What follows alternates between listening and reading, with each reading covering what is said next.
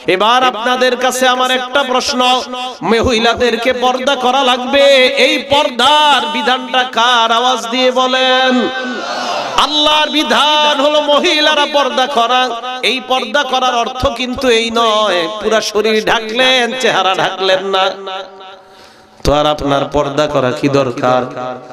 যদি বলেন পুরা শরীর আমি ঢাকলাম, চেহারা ঢাকবো না, তাহলে এই জাতীয় পর্দা করারও কোনো দরকার নাই। পর্দা করার মানে হলো আপনার চেহারাও ঢাকা লাগবে। হাদিস শোনাই, আম্মা জান আয়েশা সিদ্দিকা রাদিয়াল্লাহু তাআলা আনহা বলেন, পর্দার বিধান নাজিল হওয়ার পর কোন এক যুদ্ধে যাওয়ার সময় আল্লাহর নবী লটারি করলেন, লটারির মধ্যে আমার নাম উঠছে। আম্মা জান আয়েশা বলেন, নবীর সাথে আমি যুদ্ধে বের হলাম। পালকি, পালকির নাম শুনেন না আপনারা? আম্মা জান আয়েশা ছোট্ট একটা ঘরের মতো, এটার মধ্যে ওনারে বসায়া দিতেন, আর ওইটা উটের উপরে রাখতো, সাহাবারা উটটাকে সামনে নিয়ে যাইতেন। তো নিয়ম অনুযায়ী ওনারে ওইভাবেই নিয়ে যাইতেছে। যুদ্ধের ময়দানে গেছে, যাওয়ার পর উনি বলেন, যখন যুদ্ধের ময়দান থেকে ফিরে আসতেছি, ফিরে আসার সময় এক জায়গায় যাত্রা বিরতি দিলাম। যাত্রা বিরতি দেওয়ার পর ওই জায়গায় আমার একটু ইস্তেঞ্জার হাজত হয়েছে, আমি বের হইলাম। বের হওয়ার পর আমার হাজত সারলাম, সারার পর আমি আবার আমার পালকিতে চলে আসছি। পালকির ভিতরে বসার পর আমি গলায় হাত দিয়ে দেখলাম, ইনকাতা ইকদুন লি, আমার গলার হাতটা হারিয়ে গেছে। চিন্তা করলাম, হাতটা কোথায় হারাইলো? মনে পড়লো আমি যেখানে হাজত সারতে গেছি, মনে হয় ওই জায়গায় আমার গলার হাতটা পড়ে গেছে। বুখারী শরীফের বর্ণনা। আম্মা জান আয়েশা বলেন, আমি পালকি থেকে চুপে চুপে নাইমা আবার ওই জায়গায় হাত তালাশ করতে গেলাম। বুঝছেন? সাহাবারা আসছে, আসার পর পালকি উটের উপরে উঠাইছে, পালকির ভিতরে আম্মা জান আছে। জোরে বলেন। পালকিটা উটের উপর উঠানোর পর উট রওনা করছে, আম্মা জান কিন্তু পালকিতে নাই। সাহাবারা বুঝতেও পারে নাই। কেন বুঝে নাই জানেননি? আম্মা জান আয়েশা বলেন, আমি এত পাতলা ছিলাম, আমি ভিতরে আসি না নাই এটা সাহাবারা বুঝতে পারতো না। এত পাতলা আমি ছিলাম, ভিতরে না থাকলেও তারা মনে করতো আমি মনে হয় ভিতরেই আছি। খুব পাতলা ছিলাম। আমি আমার হারটা পেয়ে গেলাম। হার পাওয়ার পর আমি আমার জায়গায় আসলাম। আসার পর দেখি সব সাহাবা এবং নবী সবাই চলে গেছে, কারণ তাদের ধারণা আমি পালকির ভিতরেই আছি। আম্মা জান আয়েশা বলেন, আমি চিন্তা করলাম আল্লাহর নবী যখন দেখবে আমি পালকির মধ্যে নাই, সাহাবা পাঠাইবে আমাকে নেওয়ার জন্য। আম্মা জান আয়েশা বলেন, আমি সাথে সাথে ওই জায়গায় বসে গেলাম। বসার পর আমার ঘুম আসছে, আমি ঘুমায়া গেলাম।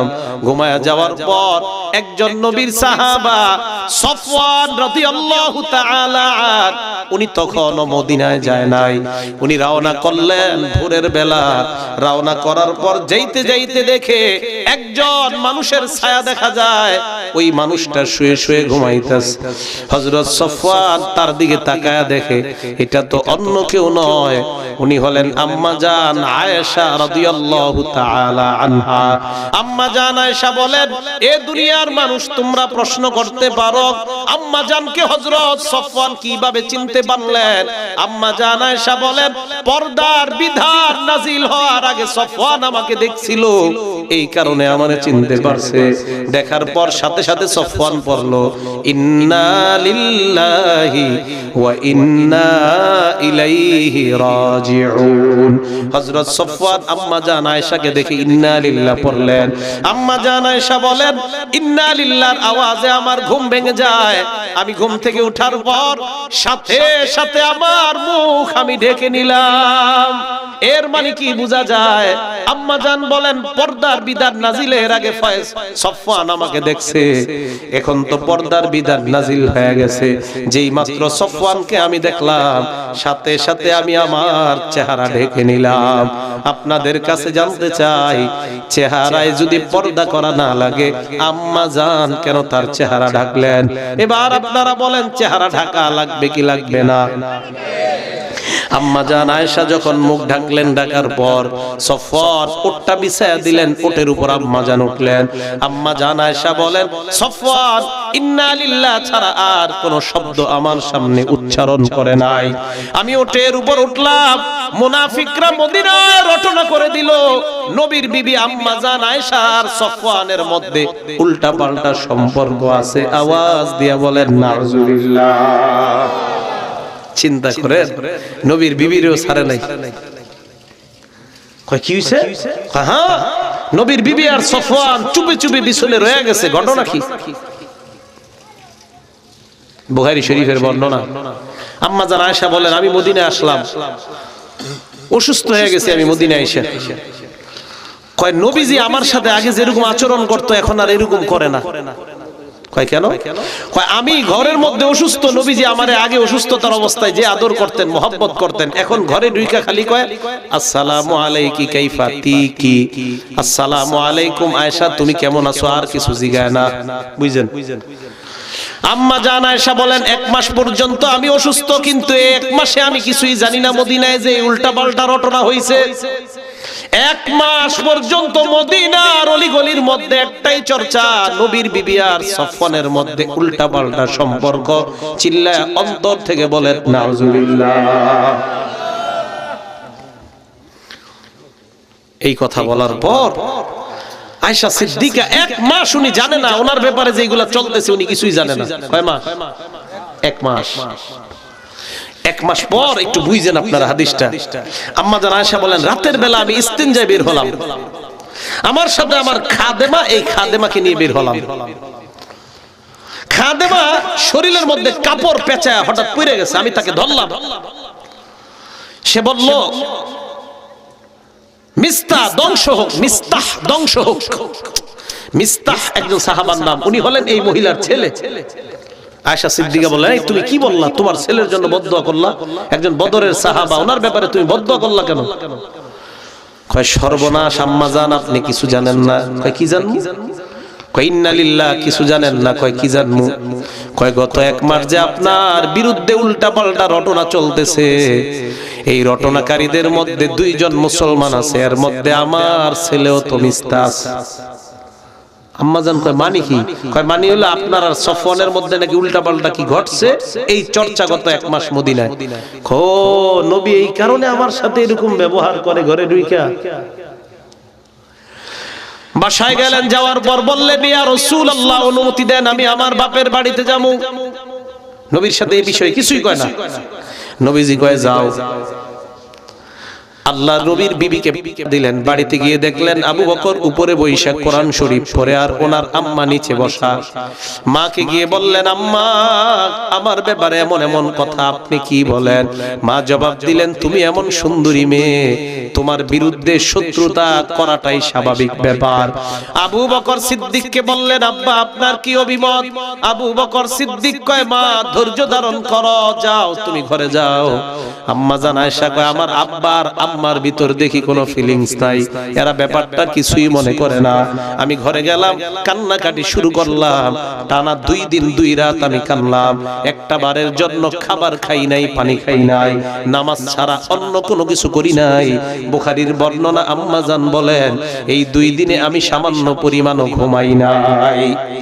আম্মা জান আয়েশা বলেন, আমার ঘরে একটা মহিলা আসছে, আসার পর মহিলাটা কয়, আম্মা জান আপনি কান্দেন কেন? কয় আমি এই কারণে কান্দি। মহিলা কয়, আমিও আপনার লগে কান্দতে আইছি। ওই মহিলা বৈশা বৈশা নবীর বিবি আম্মা জানের সাথে কান্দে। জানেননি কেন? কয় আপনি যে কান্দেন এই জন্য আমিও কান্দি। আচ্ছা আপনাদের কাছে একটা প্রশ্ন আমার, কয় মাস এই ঘটনা হয়ে গেছে? নবীর পেরেশানি, টেনশন। সাহাবাদের কয়েকজনের ডাইকা বলল, তোমরা কি বলো আয়েশার ব্যাপারে?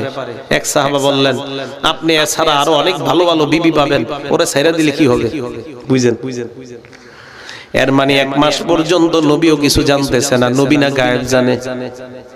কি জানে? কি জানে? তো গায়েব জানলে জানলো না কা? কয় মাস কষ্ট পাইতেছে নবী? 1 মাস। 1 মাস নবী কষ্ট পাইতেছে।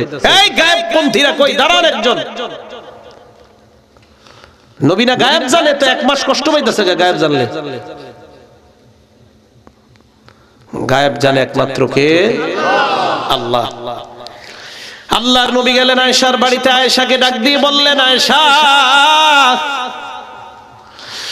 আয়েশার কাছে যাওয়ার আগে আয়েশার খাদেমাকে ডাক দিয়ে বললেন, ও খাদেমা, আয়েশারে তুমি কেমন জানো বলো? আয়েশা কেমন? খাদেমা কয়, এই আয়েশার মতো এমন মেয়ে দুনিয়ায় হয় না, খালি একটা দোষ আছে। কয় কি দোষ? কয় জানেননি কেমন সহজ সরল। আয়েশা যখন খোলার মধ্যে পিঠা দেয়, ওই পিঠা খোলার মধ্যে দিয়ে ঘুমায়া যায়, কুকুর আসে ছাগল আইসা পিঠা খায়ালায় বলতেও পারে না হুজুর আপনার বিবি এমন সহজ সরল। চিন্তা করেন, কয় খোলায় পিঠা দেয়, পিঠা দিয়ে ঘুমায়া যায়, এত সহজ সরল আয়েশা। আল্লাহর নবী এই কথা শোনার পর আয়েশার কাছে গেলেন, যাওয়ার পর বললেন, আয়েশা তোমার কাছে আমি আসলাম, কিছু কথা জিজ্ঞাসা করতে চাই। আয়েশা বললেন, কি বলবেন বলেন। আয়েশা, যদি কিছু ঘইটা থাকে আল্লাহর কাছে তওবা করো, আল্লাহ তওবা কবুল করবেন। আর যদি কিছু ঘইটা না থাকে আল্লাহ তোমাকে পুত পবিত্র করবেন। আয়েশা তার মা বাবার দিকে তাকায় বললেন, আব্বা আপনি জবাব দেন। মারে বললেন, আম্মা আপনি জবাব দেন। আবু বকর সিদ্দিক কয়, নবীর সামনে আমি কিছু কইতে পারবো না। মা কয়, আমি নবীর সামনে কিছু বলতে পারবো না। আম্মা জান আয়েশা বলেন, তার মানে যা বলার আমারই বলা লাগবে।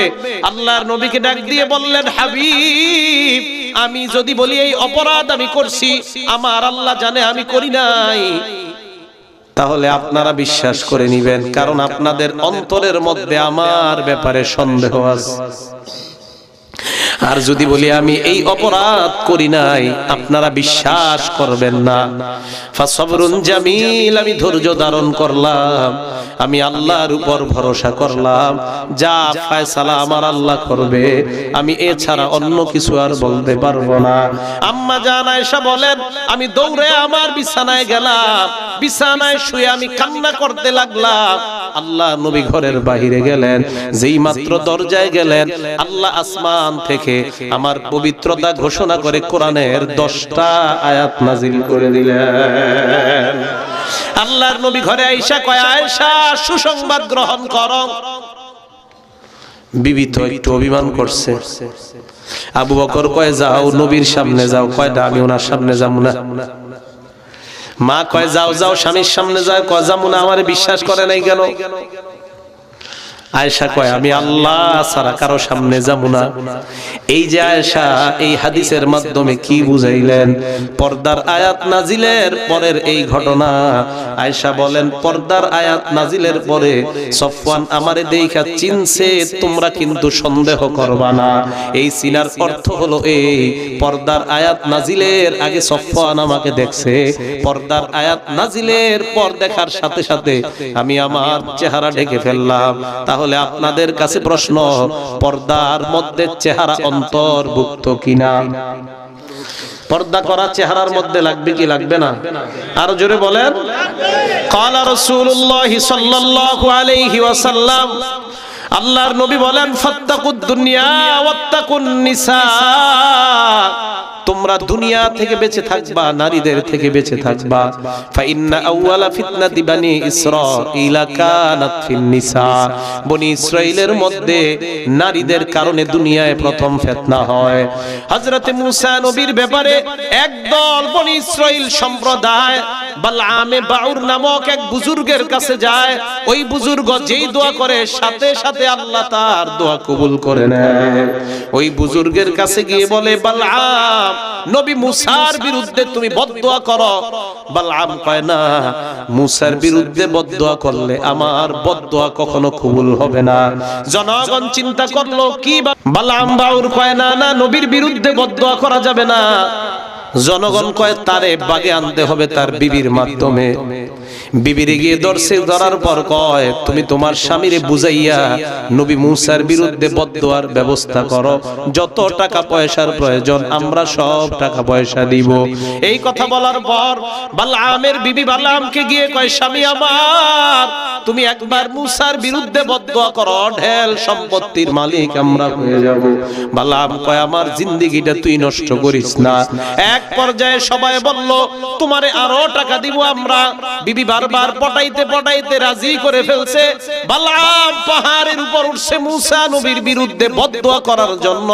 যেই মাত্র আল্লাহর দরবারে মূসা নবীর নামটা নিবে, সাথে সাথে দেখে জিহ্বাটা বের হয়ে নাভি পর্যন্ত চলে আসছে।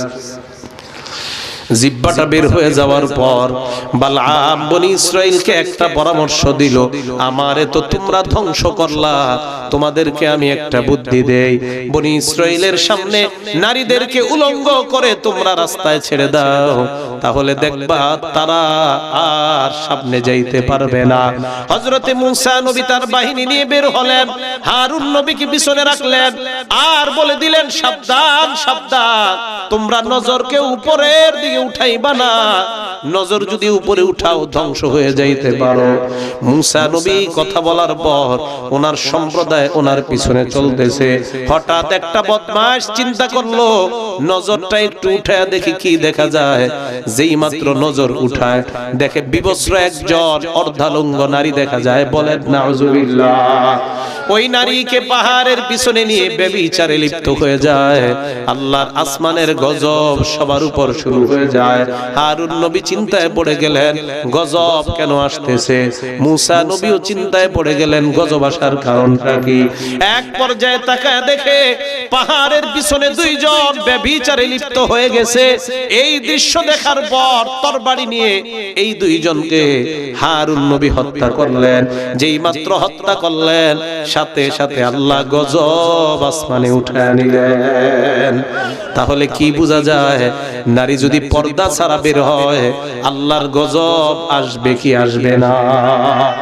এই জন্য নবী হাদিসের মধ্যে বলেন রুব্বা কাসিয়াতিন আরিয়াত, একদল নারী আছে এমন জাহিলি যুগের ব্যাপারে আল্লাহ বলেন ওয়ালা তাবাররুজনা তাবাররুজাল জাহিলিয়াতিল উলা, নারীরা তোমরা জাহিলি যুগের মতো রাস্তায় বের হবা না। জাহিলি যুগের মধ্যে নারীরা যেই পোশাক পরতো এই পোশাকের সাইড দিয়ে এইভাবে কেচি দিয়ে কাইটা এই পর্যন্ত তারা পোশাক খোলা রাখতো। আল্লাহ পাক বলেন ওই জাতীয় নারীর মতো তোমরা রাস্তায় বের হবা না। বলেন তো নারীরা পর্দা ছাড়া উলঙ্গ হয়ে রাস্তায় বের হওয়া নিষেধ কার? আর জোরে বলেন কার? এবার আপনাদের প্রশ্ন, হুজুর এই জামানায় তো নারীরা এইভাবে বের হয় না। আল্লাহর নবী বলেন রুব্বা কাসিয়াত আরিয়াত, একদল নারী হবে শেষ জামানায় যেই নারীরা পোশাক পরবে ঠিক, পোশাক পরার পরেও তারা উলঙ্গ। সাহাবারা অবাক হয়ে গেলেন পোশাক পরলে আবার কিভাবে উলঙ্গ হয়। আল্লাহর নবী জবাব দিলেন মাইলাত মুমিলাত, এমন পোশাক তারা পরবে যেই পোশাক পরার কারণে নিজেও অন্যের দিকে আকৃষ্ট হবে, অন্য পুরুষকেও তার দিকে আকৃষ্ট বানায়। আপনারা সত্যি করে বলেন নারীদেরকে এমন পোশাকে বর্তমানে দেখা যায় কি যায় না? এমন পোশাক নারীরা পরে কিনা যেই পোশাকে পুরুষরা আকৃষ্ট হয় আছে না নাই? আল্লাহর নবী বলেন ওই নারীরা কেমন, রুউসুহুন্না কাসনিমাতিল মুখতিল মাইলা, তাদের মাথার চুলের খোপাগুলা উটের কুজের মতো। এই উটের কুজের মতো চুলের খোপাগুলা একদিকে পড়ে যায়। এই খোপা দেখায় দেখায় মানুষরে পাগল বানাইতে চায়। আজকে 14ই ফেব্রুয়ারি বিশ্ব ভালোবাসা দিবস, নোংরা দিবস গেছে। এই দিবসের মধ্যে আমাদের একটাই ঘোষণা, আমরা দুনিয়ার কাউকে ভালোবাসবো না, আল্লাহ আর আল্লাহর নবীকে ভালোবাসতে কারা কারা রাজি জানতে চাই? সবাই এবার হাত নামান, একটা আশ্চর্য হাদিস শুনেন। আল্লাহ পাক রব্বুল আলামিন হাদিসে কুদসির মধ্যে বলেন মান তাকাররাবা ইলাইয়া, আমার বান্দা আমার কাছাকাছি যদি বুঝতে চায়, আল্লাহ পাক বলেন আমার বান্দা মা তাকাররাবা ইলাইয়া আবদি বিশাইইন আহাব্বা ইলাইয়া মিম্মা ইফতারাতু আলাই, আমার বান্দা যদি আমার কাছে যাইতে চায়, আল্লাহর কাছাকাছি যাইতে সবাই রাজি আছি না নাই? আল্লাহ বলেন আমার কাছাকাছি যদি যাইতে চাও তাহলে ফরজ বিধানগুলা পালন করবা ঠিক মতো। ফরজ বিধান পালন করার মাধ্যমে বান্দা একদম আমার নিকটবর্তী হয়ে যায়। এবার আল্লাহ পাক বলেন ওয়া মা ইয়াজালুল আবদু ইয়াতাকাররাবু ইলাইয়া বিন্নাওয়াফিল, নফলের মাধ্যমে বান্দা আমার কাছে আসতে আসতে আসতে আসতে এমন হয়ে যায় হাত্তা আহিব্বাহু, এক পর্যায়ে ওই বান্দাকে আমি আল্লাহ ভালোবাসা শুরু করে দেই। আল্লাহ কয় বান্দাকে যখন আমি ভালোবাসা আরম্ভ করে দেই, হাত্তা কুনা সামাউল্লাযী ইয়াসমাউ বিহি ওয়া বাসারাহুল্লাযী ইউবসিরু বিহি ওয়া ইয়াদাহুল্লাতী ইয়াবতিশু বিহা ওয়া রিজলাহুল্লাতী ইয়ামশি বিহা, আমি বান্দার কান হয়ে যাই, ওই কান দিয়া বান্দা শুনে, আমি বান্দার চোখ হয়ে যাই, ওই চোখ দিয়া বান্দা দেখে, আমি বান্দার হাত হয়ে যাই, ওই হাত দিয়া বান্দা স্পর্শ করে, আমি বান্দার পা হয়ে যাই, ওই পায়ের মাধ্যমে বান্দা চলে। সুবহানাল্লাহ। যখন বান্দাকে আল্লাহ ভালোবাসেন, জিবরিল আমিনকে ডাক দিয়া বলে, জিবরিল ইন্নী উহিব্বু ফুলান, আমি দেওয়ালপাড়া অমুকের সন্তান অমুককে ভালোবাসি। ফাহিব্বাহু, জিবরাইল তুমিও তাকে ভালোবাসো। জিবরাইল আমিনকে এই কথা বলার পর জিবরাইল আসমানের মধ্যে ঘোষণা করে, আল্লাহ ওই বান্দাকে ভালোবাসে, আমিও ভালোবাসি। ফাহিব্বুহু, তোমরাও ওই বান্দাকে ভালোবাসা শুরু করো। আসমানের একজন দুইজন ফেরেশতা নয়, লাখ লাখ ফেরেশতা ওই বান্দাকে ভালোবাসা আরম্ভ করে দেয়। তাহলে আল্লাহর ভালোবাসার পাত্র সকলে হতে চাই না? আওয়াজ দিয়া বলেন হতে চাই না? তাহলে বিধান মানবো একমাত্র কার? 2 নাম্বার নবীর বিধান। রাজি আছি তো? হাত নামান। ফরজ বিধানের মধ্যে শ্রেষ্ঠ বিধানের নাম কি বলেন? সবাই বলেন, আরো জোরে বলেন। যারা ফজর পড়েন না তারাও কোন, মানে এই 2-4 জন পড়েন আর বাকিটা পড়ে। যারা নামাজ ফজর পড়েন না আর পড়েন সবাই কোন, সবাই বলেন। আল্লাহর কাছে সবচেয়ে শ্রেষ্ঠ ফরজ বিধানের নাম কি? এই নামাজ কার বিধান? নামাজ দিয়ে বলেন। আল্লাহর এই বিধানটা সকলে আমরা মানতে রাজি আছি না নাই? আজকে থেকে আমরা নামাজ পড়বো এইভাবে। নামাজের মধ্যে যখন আমরা যাব, যাওয়ার পর ঘর থেকে বের হওয়ার পর আমার মনে মনে আসবে আমি আল্লাহর বিধান পালন করার জন্য মসজিদে রওনা করলাম। হাদিসের মধ্যে আসছে যেই মাত্র ঘর থেকে আপনি বাহিরে পাটা দেন, আপনার মনের নিয়ত একমাত্র মসজিদ ছাড়া অন্য কিছু নয়। নবী বলেন পাটা ফালানোর সাথে সাথে এই মসজিদ পর্যন্ত যতটা পা তুমি হেঁটে হেঁটে আসলা, প্রত্যেকটা হাঁটার বিনিময়ে তোমার আমল নামায় আল্লাহ সওয়াব লিখে দেয়। এইবার আপনি মসজিদে আসলেন, আসার পর বলেন তো কার বিধান পালনের জন্য অপেক্ষায় আছেন? এশার নামাজ দাঁড়াবে 7:30, এসে বললেন 7:20 নামাজের বাকি আছে কয় মিনিট? এই যে 10 মিনিট আপনি বসে রইলেন, আল্লাহ নবী বলেন ইন্তিজারুস সালাতি সালাত, 10 মিনিট নামাজের জন্য অপেক্ষা করলা। এই 10 মিনিটও তুমি নামাজে থাকলে যেই সওয়াব, নামাজের অপেক্ষা করার কারণেও আল্লাহ তোমাকে ওই পরিমাণ সওয়াব লিখে দেয়। বিধানটা কার? এবার নামাজে দাঁড়াইলেন, দাঁড়ানোর পর ভালো করে বুঝেন, আমরা অনেকে নামাজ পড়ি, পড়ার পরেও নামাজ আমাদেরকে অশ্লীলতা থেকে বাধা দেয় না। সূরা আনকাবুতে আল্লাহ বলেন ইন্নাস সালাতা তানহা আনিল ফাহশাই ওয়াল মুনকার, নিশ্চয়ই নামাজ নামাজিকে অশ্লীলতা এবং মন্দ কাজ থেকে বাধা দেয়। খুব ভালো করে এই জায়গাটা বুঝবেন, আশ্চর্য একটা কথা। আল্লাহ বললেন নামাজিকে নামাজ অশ্লীলতা থেকে বাধা দেয়। আমরা দেখি নামাজি সুদ খায় আছে না নাই? আসেনি? আমরা দেখি নামাজ পড়ে, পড়ার পরেও অন্যের জমিনের আইলটাই না নিজের জমিন বাড়ায়, আছে না নাই? আমরা দেখি নামাজ পড়ে, নামাজ পড়ার পরেও দোকানে ব্যবসায় উল্টা পাল্টা করে, এমন লোক আছে না নাই? কি হলো? আল্লাহ না কইলো নামাজ নামাজিকে অশ্লীলতা আর মন্দ থেকে বাঁচায়, তার মানে কি বাঁচায় নাই? হ্যাঁ, এই জন্য মনে রাখবেন নামাজি 5 প্রকার। বলেন কয় প্রকার? আরো জোরে বলেন নামাজি কয় প্রকার? এক নাম্বার শাস্তিপ্রাপ্ত নামাজি, 2 নাম্বার ধমকপ্রাপ্ত নামাজি, 3 নাম্বার ক্ষমাপ্রাপ্ত নামাজি, 4 নাম্বার সওয়াবপ্রাপ্ত নামাজি, 5 নাম্বার নৈকট্যপ্রাপ্ত নামাজি। সবাই বলেন তো নামাজি কয় প্রকার? যুবক ভাইয়ারা ভালো করে শুনেন, 5 প্রকারের কোন প্রকারে আপনি আছেন? 1 নাম্বার মুআকাব। মুআকাব শব্দের অর্থ হলো শাস্তিপ্রাপ্ত নামাজি। হুজুর এটা আবার কোন নামাজি? যেই নামাজি মাঝে মাঝে মসজিদে যায়, জুমার দিন মসজিদে যায়, যেই মাত্র খতিব সাহেব বলে ফাজকুরুনি আযকুরকুম ওয়াশকুরুলি ওয়ালা তাকফুরুন, দৌড় দিয়া গিয়া কাতারে দাঁড়ায়। দাঁড়ানোর পর চিন্তা করে হুজুর সালামটা কেন ফিরায় না? নামাজের পরেই তো ইন্ডিয়া বাংলাদেশের খেলা, তাড়াতাড়ি সালাম ফিরান। যেই মাত্র খতিবের সালাম ফিরাইতে দেরি হয়, মসজিদে দেখবেন কাশির আওয়াজ বেড়ে যায়। কাশির আওয়াজ, এই কাশি কিন্তু গলার কাশি না, এই কাশি মানে হুজুর তাড়াতাড়ি নামাজ শেষ করেন। এই কাশি মানে কিন্তু গলার কাশি না, এই যে কাশি আরম্ভ হয়ে যায় এর মানে হলো তাড়াতাড়ি নামাজ শেষ করেন। রুকুতে যদি ইমাম সাহেবের একটু দেরি হয়, হঠাৎ দেখবেন কাশ দেয় একজনে, একটু পরে দেখবেন মসজিদের সবাই কাশে। ঘটনা কি কিরে এত কাশি কেন? এর মানে হলো হুজুর তাড়াতাড়ি রুকু থেকে ওঠেন। ঠিক নিউজ, হ্যাঁ? এবার বুঝেন বুঝেন। শাস্তিপ্রাপ্ত নামাজি নামাজে মাঝে মাঝে আসে, আসার পর নামাজে মন থাকে না, কোন মতে নামাজে দাঁড়ায়, তাড়াতাড়ি বের হয়ে যায়। এই নামাজি নামাজ পড়ার পরেও নামাজ তাকে অশ্লীলতা থেকে বাঁচাবে না, এই নামাজের কারণে সে শাস্তি পাবে। বলেন নাউজুবিল্লাহ। তাহলে এক শ্রেণীর নামাজি আমরা পাইলাম, যেই নামাজি নামাজ পড়ার পরেও চুরি থেকে তারে বাঁচাবে না, টিভি দেখা থেকে তারে বাঁচাবে না, কারণ মাঝে মাঝে নামাজে আসে কিন্তু মন তার নামাজের মধ্যে থাকে না।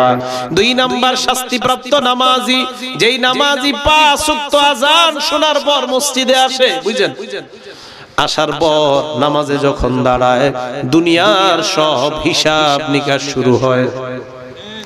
নামাজে দাঁড়ায়, ছোট মায়াটার এখনো বিয়ে হয় নাই, আরে কালকে ওই জমিনটার মধ্যে সার দেওয়া লাগবে, ছোট গরুটা কালকে বেচতে নিয়ে যাবো, যত চিন্তা চেতনা সব তার নামাজের মধ্যে। ভালো করে শুনবেন, 5 ওয়াক্ত নামাজে যায়, যাওয়ার পরেও মনটা কোথায় থাকে না? নামাজে মনটা কোথায় থাকে না? 1 নাম্বার মাঝে মাঝে নামাজি যায়, মনটা কোথায় থাকে না? 2 নাম্বার 5 ওয়াক্তই নামাজে যায়, মনটা কোথায় থাকে না? আবার বুঝেন, শাস্তিপ্রাপ্ত নামাজি নামাজে মাঝে মাঝে যায়, মনটা কোথায় থাকে না?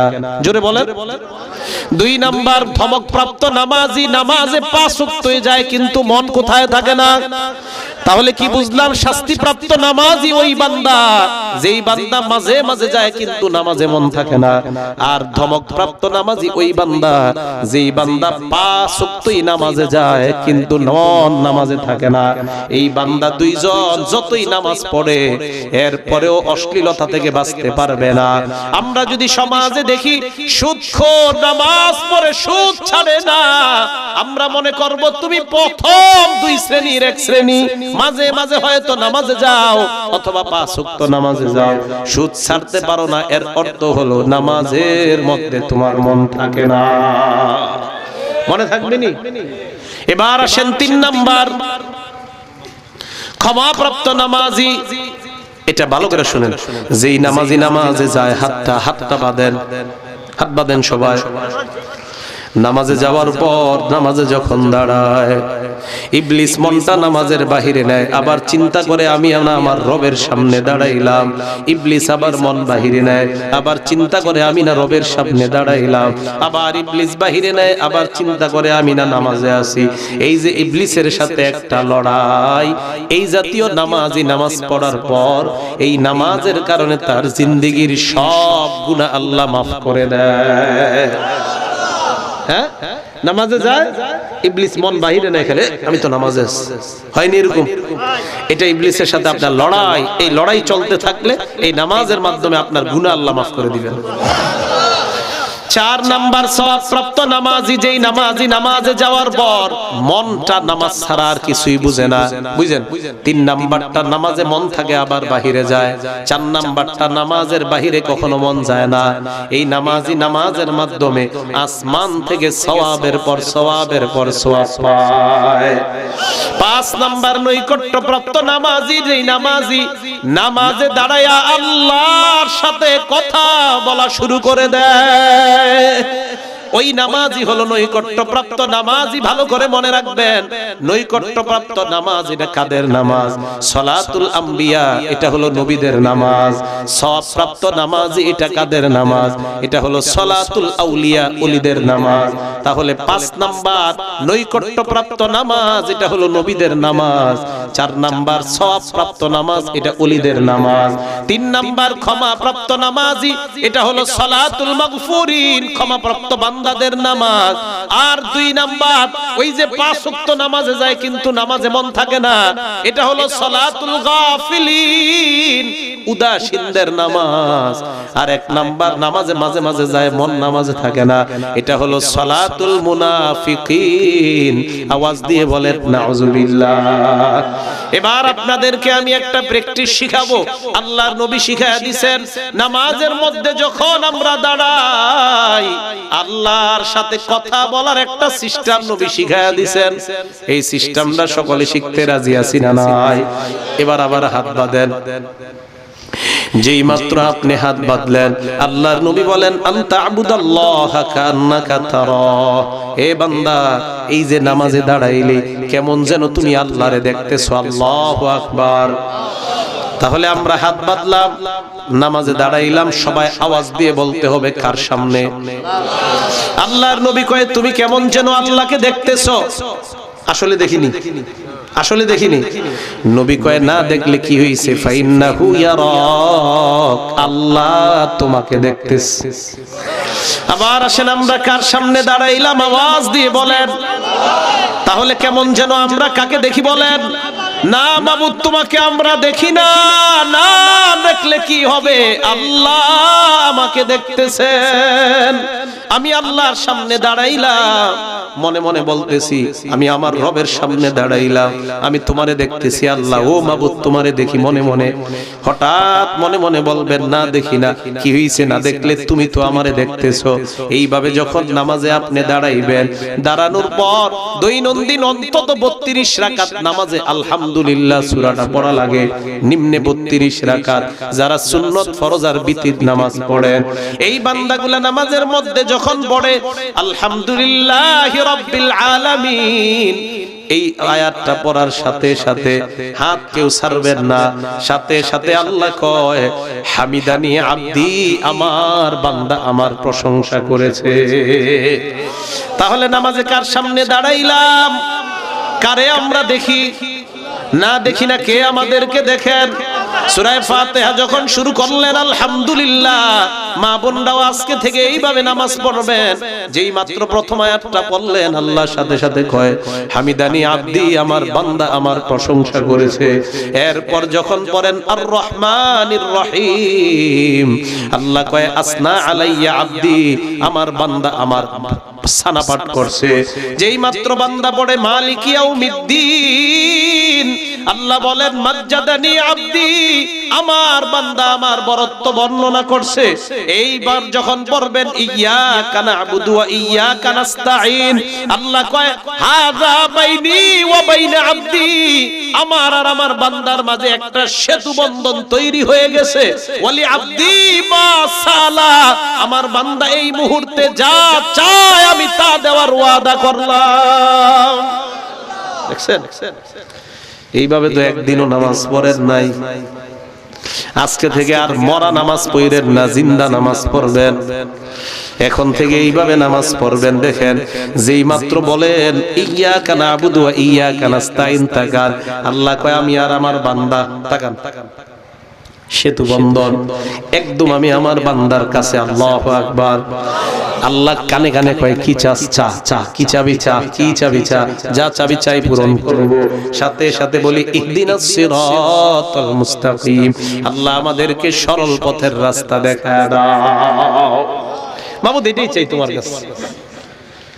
তাহলে চিন্তা করেন ইবলিস কিন্তু এই যে দেখেন আপনাদের একটা অবস্থা এখন এরকম তৈরি হয়েছে, আপনাদেরকে এই যে আমি বললাম ইবলিসের কথা মনে আসছিল, এই যে এখন আমরা হাত বাঁধলাম, হাত বাঁধার পর আলহামদুলিল্লাহ সূরাটা বললাম আর আল্লাহ জবাব দিতেছে, আল্লাহ কয় হামিদানি আব্দি আসনা আলাইয়া আব্দি, এই যে বলতেছি আমরা একটা কিছুর মধ্যে ঢুকে গেলাম। দেখেন ইবলিসের কথা তখন মনে আসে না। কেন মনে আসবে না? ওই যে নামাজের মধ্যে আপনি এখন আল্লাহ ছাড়া কিছু বুঝতেছেন না, আপনি আলহামদুলিল্লাহ সূরা পড়তেছেন আর চিন্তা করতেছেন আমার আল্লাহ জবাব দেয়। আর রহমানির রহিম পড়লাম, আল্লাহ জবাব দিছে। মালিক ইয়াউমিদ্দিন পড়লাম, আল্লাহ জবাব দিছে। ইয়্যাকা না'বুদু পড়লাম, আল্লাহ জবাব দিছে। ইবলিস আইসা ধোঁকা দেওয়ার টাইম পাইতেছে না, রাস্তা পাইতেছে না। যেই মাত্র আপনি বললেন গায়রিল মাগদুবি আলাইহিম ওয়ালাদ-দাল্লিন, এরপর আমরা কি পড়ি সবাই বলেন? আমরা যখন আমিন বলি নবী কয় ফেরেশতারা তোমাদের সাথে আমিন বলে। তোমার আমিন আর ফেরেশতার আমিন বলেন আমিন। তোমার আমিন আর ফেরেশতার আমিন যদি একসাথে বের হয়, গফির লাহু মা তাকদ্দামা মিন যামবি, তোমার পিছনের সব গুনাহ আল্লাহ মাফ করে দেয়। আমি আপনাদের হাত পা জোর করে বলতেছি, আল্লাহর এই বিধানটা এইভাবে 2 রাকাত নামাজ একদিন পড়েন, পড়ার পর মনে হবে হুজুর জিন্দেগিতে যা নামাজ পড়লাম এতদিন মরা নামাজ পড়ছি, এই 2 রাকাত নামাজ আমার কাছে জিন্দা মনে হয়, এখন থেকে আমি এইভাবেই নামাজ আদায় করব। বলেন আল্লাহর বিধানটা আল্লাহরে হাজির নাজির সামনে রাইখা এখন থেকে আমরা পড়তে রাজি আছি না নাই? রাজি আছি তো? তাহলে ফরজ বিধান কার? আর নামাজের মধ্যে কিছু সুন্নত আছে, এই সুন্নতগুলা কার? নবীর। মাশাআল্লাহ। ফরজ বিধান কার? সুন্নতগুলা কার? তাহলে ফরজ বিধান কার? সুন্নত বিধানটা কার? আর আমরা না আগেই ওয়াদা করছি আল্লাহর নবীর বিধানের বাহিরে আমরা যাব না। ওয়াদা করছি না? আল্লাহর নবীর বিধানের বাহিরে আমরা যাব না, এই ওয়াদা আমরা করলাম। এবার আসেন এই নামাজটা পড়তে হবে একমাত্র কার জন্য? আওয়াজ দিয়ে বলেন। ভালো করে একটা হাদিস আপনারা শুনেন, যদিও এই হাদিসটা আমাদের আলেমদের জন্য বেশি শোনা প্রয়োজন। শুফাই আল-আসবাহি রাহমাতুল্লাহি আলাইহি অনেক বড় একজন আলেম, উনি বলেন আমি মদিনায় প্রবেশ করলাম, মদিনায় ঢোকার পর দেখি একজন মানুষরে হাজার হাজার মানুষ ঘেরাও করে রাখছে। কয়জনকে? আমি প্রশ্ন করলাম কে? সবাই জবাব দিল হাদা আবু হুরায়রা ইউহাদ্দিসুন নাস, উনি হলেন নবীর সাহাবা আবু হুরায়রা। সাহাবা আবু হুরায়রা মানুষকে হাদিস শোনায়। সুবহানাল্লাহ। শুফাই আল-আসবাহি বলেন হাদিস শোনানোর পর আবু হুরায়রা একটা ঘরে গেলেন, আমিও গেলাম। ওই ঘরে যাওয়ার পর আবু হুরায়রাকে আমি বললাম, ও নবীর সাহাবা আবু হুরায়রা, এমন একটা হাদিস আমারে আপনি শোনান, যে হাদিসটা আপনি ভালোভাবে বুঝছেন, এমন একটা হাদিস শোনান। আবু হুরায়রা বললেন, লা উহাদ্দিসান্নাকা হাদিসা হাদ্দাসানিহি রাসূলুল্লাহ সাল্লাল্লাহু আলাইহি ওয়াসাল্লাম, আমি তোমাকে এমন একটা হাদিস শোনাবো যে হাদিসটা আল্লাহর নবী আমারে শোনাইছে এই জায়গায় বইসা। সুবহানাল্লাহ। এই জায়গায় বইসা শোনাইছে। এই কথা বলার সাথে সাথে আবু হুরায়রা বেহুশ হয়ে গেছে। হাদিস শোনাইছিনি? হাদিস শোনাইছে না, শোনায়া বেহুশ হয়ে গেছে। হুশ ফিরে আসছে। হুশ ফিরে আসার পর ওই ব্যক্তি বলতেছে, আবু হুরায়রা কি ব্যাপার, আপনি বেহুশ হয়ে গেলেন? আবু হুরায়রা জবাব দেয়, আমি তোমার এমন একটা হাদিস শোনাবো যে হাদিসটা আল্লাহর নবী আমার এমন ভাবে শোনাইছে আমার আর নবীর মাঝে অন্য কেউ ছিল না। এই কথা বইলা আবু হুরায়রা আবার বেহুশ হয়ে গেছে। কয়বার? হাদিস শোনাইছিনি। আবার আবু হুরায়রার হুশ ফিরে আসার পর আবার আবু হুরায়রা বললেন, আমি তোমাকে এমন একটা হাদিস শোনাবো যে হাদিসটা আল্লাহর নবী এই ঘরে এবার বলতেছে, এই ঘরে এই জায়গায় বইসা আমারে শোনাইছে, আমার আর নবীর মাঝে অন্য কেউ ছিল না। আবার বেহুশ হয়ে গেছে। কয়বার? হুশ ফিরে আসার পর শুফাই আল-আসবাহি ভালো করে ধরতে বলতেছে, আবু হুরায়রা আপনি হাদিসটা মেহেরবানি করে শোনান। ভালো করে ধরছে যেন বেহুশ না হয়। আবু হুরায়রা জবাব দিলেন, ইন্না আউওয়ালান নাসি ইউকযা ইয়াউমাল কিয়ামাহ, কিয়ামতের ময়দানে বিচারের কাজ আল্লাহ শুরু করবে তিন ব্যক্তির মাধ্যমে। বলেন কয় ব্যক্তি? এক নাম্বার শহীদ, দুই নাম্বার আলেম, তিন নাম্বার দানশীলের মাধ্যমে বিচারের কাম শুরু করবে আল্লাহ। শহীদকে আল্লাহ ডাক দিয়ে আর রফাহু নিয়ামা, শহীদকে বলবে, শহীদ কত নিয়ামত তোমাকে আমি দান করলাম, কি আমল তুমি করেছো? শহীদ বলবে, আল্লাহ কতাল দুফিকে, আমি তোমার রাস্তায় লড়াই করেছিলাম, হাত্তা উস্তুশহিদতু, আমি শহীদ হয়ে গেলাম। আল্লাহ বলবে, কাযাবতা, তুমি মিথ্যা বলেছো, লিআইয়ু ক্বাল আন্নাকা জারি, তুমি এই কারণে লড়াই করেছো যেন মানুষ তোমাকে বাহাদুর বলে। দুনিয়ায় অনেক বাহাদুর শব্দ শুনছো।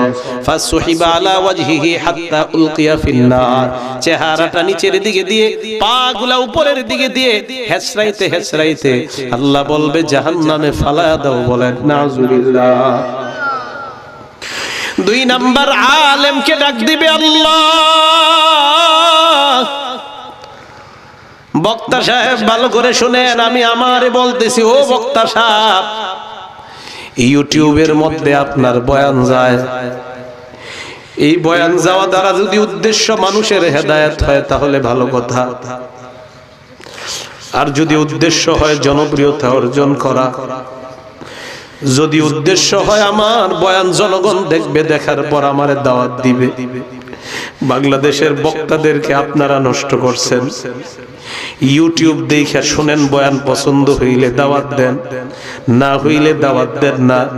আবার বক্তাও চায় আমারে যেন মানুষ পছন্দ করে ইউটিউব দেখা, তার মানে বক্তারও নিয়ত পছন্দ করা, জনগণেরও নিয়ত পছন্দ করা। বক্তারও নিয়ত হেদায়েত না, জনগণের নিয়ত হেদায়েত না। কিয়ামতের মাঠে আল্লাহ ডাক দিয়ে বলবে, কেন তুমি বয়ান করেছো? ওই বক্তা বলবে, আল্লাহ তোমারে খুশি করার জন্য আমি বয়ান করেছি। আল্লাহ বলবে, মিথ্যা কথা।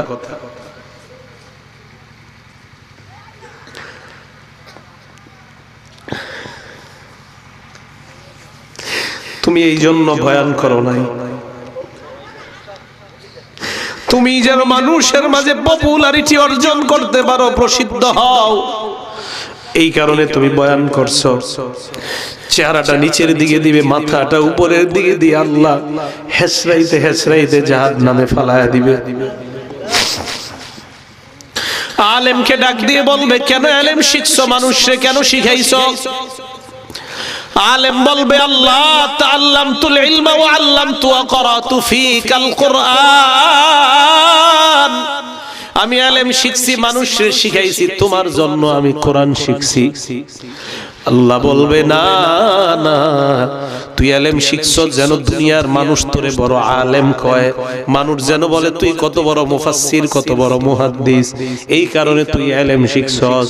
তুই অন্য কোন নিয়তে আলেম শিখছ নাই, দুনিয়ার মধ্যে জনপ্রিয়তা যা পাওয়ার দরকার পেয়ে গেছ।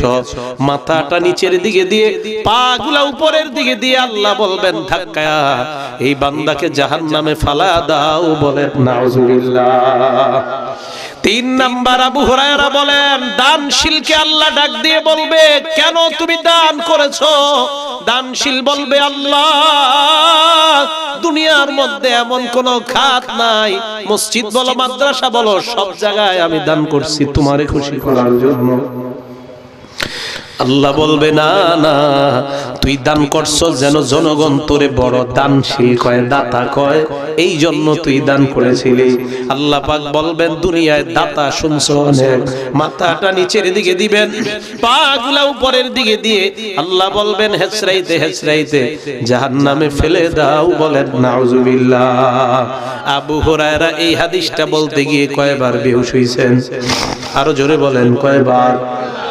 তাহলে আপনাদের কাছে আমি জানতে চাই, বিধান এক নাম্বার কাটটা মানবো, দুই নাম্বার নবীরটা। এই বিধান মানতে গিয়ে ইখলাসের প্রয়োজন আছে না নাই? আমরা নামাজ পড়ব, নামাজটা কার বিধান? এবার বলেন, নামাজটা মানুষকে দেখানোর জন্য পড়ব নাকি আল্লাহর জন্য পড়ব? আমরা নবীর সুন্নত পালন করব, নবীর বিধান, এটাও কারে খুশি করার জন্য? তাহলে এবার আপনাদের কাছে জানতে চাই, নামাজ পড়ি, ছোট বড় যত আমল আমরা করব, এই আমলগুলা হয়তো নবীর বিধান, না হয় নবীর তরিকা, আল্লাহর বিধান না হয় নবীর তরিকা।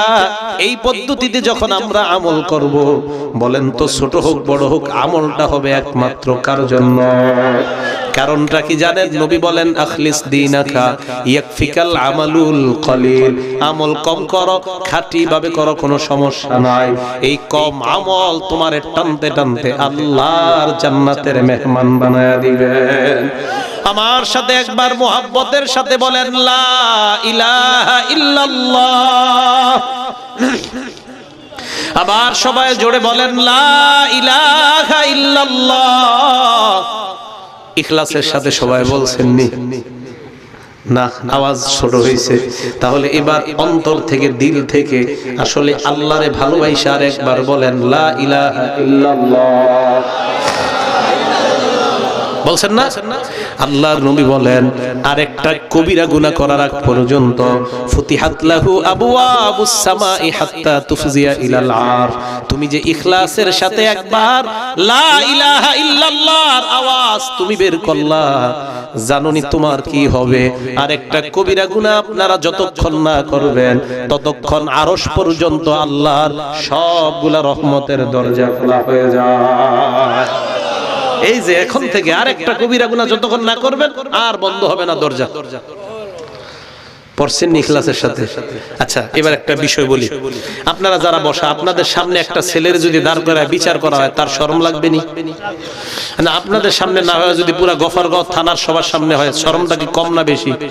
আচ্ছা, এটা না হয়ে যদি পুরা ময়মনসিংহ হয়, তাহলে শরম কম না বেশি? এটা না হয়ে যদি পুরা বাংলাদেশে হয়, এটা না হয়ে যদি পুরা বিশ্বের মানুষের সামনে হয়, এটা না হয়ে যদি আদম থেকে নিয়ে কিয়ামত পর্যন্ত সবার সামনে হয়, আল্লাহর নবী বলেন আমার উম্মতের এক বান্দাকে কিয়ামতের ময়দানে আদম থেকে নিয়ে কিয়ামত পর্যন্ত যত মানুষ সবার সামনে আল্লাহ দাঁড় করাবেন। আল্লাহ দাঁড় করানোর পর ওই বান্দার সামনে আল্লাহ 99টা আমল নামার খাতা উপস্থিত করবে। কয়টা জানেননি? একটা খাতার পৃষ্ঠা কত বড়? আমার দিকে তাকান, মাদ্দাল বাসর, তার নজর যেই পর্যন্ত যায় ওই পর্যন্ত এক একটা পৃষ্ঠা। আল্লাহ ডাক দিয়ে বলবে না তুনকিরু হাযা মিন শাইইন, এ বান্দা এই যে আমল নামা তুই তাকায়া দেখ, হাল তুনকিরু মিন হাযা শাইআ, একটাও অস্বীকার করসনি। নজর যতটুকু যায় এরকম কয়টা পৃষ্ঠা? 99টা। কয়টা? বান্দা কয় লা ইয়া রব্বি, না না একটাও অস্বীকার করি না। আল্লাহ কয় লা যুলমা আলাই, যা তোর উপর কোনো জুলুম করা হবে না, যা। বান্দার বিশ্বাস হয় না, কয় এত বড় বড় পৃষ্ঠা আর আমার কত অপরাধ, আমারে বলে কয় জুলুম হবে না। এবার আল্লাহ ছোট্ট একটা কাগজ আনবেন, সুবহানাল্লাহ। ফেরেশতাদেরকে বলবেন এই কাগজটা এক পাল্লায় রাখ আর 99টা আরেক পাল্লায় দে। বান্দা বলবে আইনা তাদউ হাযিহি মা'আস সিজিল্লাত, হাদিহিল বিতাকা মা'আস সিজিল্লাত। মাবুদ গো, ছোট একটা পৃষ্ঠা এরকম 99টার মোকাবেলায় কি আছে আসবে? আল্লাহ কয় দেখ, যেই মাত্র ওজন দেওয়া হয় ওই একটা ছোট্ট পৃষ্ঠার কাগজ ওজনে ভারী হয়ে যায়। এবার ওই বান্দা কয় আল্লাহ আমি দেখতে চাই ওটার মধ্যে কি আছে। খাতা ছোট্ট পৃষ্ঠাটা খোলার পর দেখবে ওটার মধ্যে লেখা শাহাদাতু আল্লাহ ইলাহা ইল্লাল্লাহ। ওটার মধ্যে লেখা আমি সাক্ষী দিলাম তুমি ছাড়া কোনো ইলাহ নাই। আল্লাহ কয় তোর সাক্ষীটা ছিল ইখলাসের সাথে, এই কারণে আমি আল্লাহ 99টার মোকাবেলায় ওজন দিয়া আমি তোকে জান্নাতের মেহমান বানায়া দিলাম।